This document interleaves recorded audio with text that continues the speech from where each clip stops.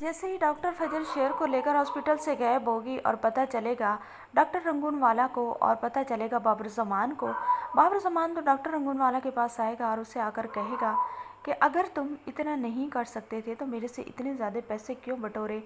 तुम्हारी यही औकात और यही हिम्मत थी, तुम इस बात के सीनियर थे इस हॉस्पिटल में कि तुम्हें इतना पता नहीं चला कि एक दो छटांग पर की लड़की ने 1 मिनट में उस बंदे को यहाँ से निकाल लिया और पता नहीं वो कहाँ लेकर उसे गई है, और वो ठीक होकर वापस आ गया तो उसने मेरी पूरी नस्ल को ख़त्म कर देना है, मेरी पूरी फैमिली को तबाह बर्बाद कर देना है, और मैं तुम्हें छोड़ूंगा नहीं। तो जो होता है डॉक्टर नंगूनवाला वो तो बहुत परेशान हो जाएगा। बाबर ज़मान तो उसे इतनी धमकियाँ लगाएगा, वो कहेगा कि तुमने मेरा काम तो किया नहीं, तो जो करोड़ों के हिसाब से मैंने तुम पर पैसा बरसाया था वो वापस करो।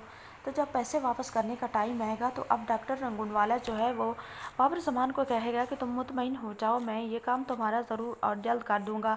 तो डॉक्टर रंगूनवाला जो है वो गुंडे तलाश करेगा और उनको लगा देगा पैसे देकर, जो बाबर ज़मान ने दिए उनके हाफ पैसे उन पर खर्च करेगा। उन्होंने कहेगा कि इस तस्वीर की लड़की और लड़का मुझे तलाश करके दो। डॉक्टर फजर और शेर को तलाश करने पर लगा देगा और गुंडे जो हैं वो तो गली गली में मारे मारे फिरेंगे।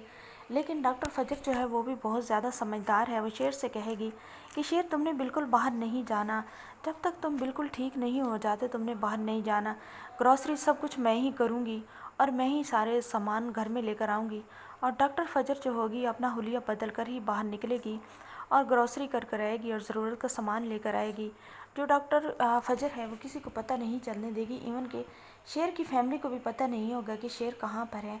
तो सब लोग जो होंगे बहुत ज़्यादा परेशान होंगे और शेर को ढूंढने में लगे हुए होंगे, लेकिन ना तो उन्हें शेर मिलेगा और ना ही डॉक्टर फजर मिलेगी। तो जो है शेर की वालदा वो आएगी डॉक्टर फजर के वालदैन के पास और उन्हें पूछेगी कि आपकी बेटी कहाँ है। वो मेरे बेटे को कहीं अगवा करके चली गई है, हॉस्पिटल से उसने मेरे बेटे को अगवा कर लिया है और पता नहीं कहाँ लेकर गई है। अगर मेरे बेटे को कोई भी नुकसान हुआ तो मैं आप लोगों को छोड़ूंगी नहीं।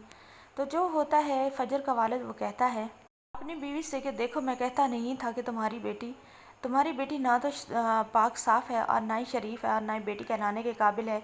अब देखो दुश्मन के बेटे को बचाया भी है और तुम्हारी बेटी की वजह से दूसरी बार मुझे इतनी ज़्यादा बातें सुननी पड़ रही हैं। पहले मैं थोड़ा बेइज्जत हो चुका हूँ, पहले मुझे कोई सलाम दे तो मुझे इतनी शर्म आती है जैसे दिल ही दिल में वो मुझे गालियाँ निकाल रहा है कि तुम्हारी बेटी ऐसी थी वैसी थी। और अब दोबारा ये जो इसने तमाशा शुरू कर दिया है, अब ये दुश्मन मैं बर्दाश्त नहीं कर सकता कि मेरे घर में फिर उसी के गिले शिकवे लेकर आएँ।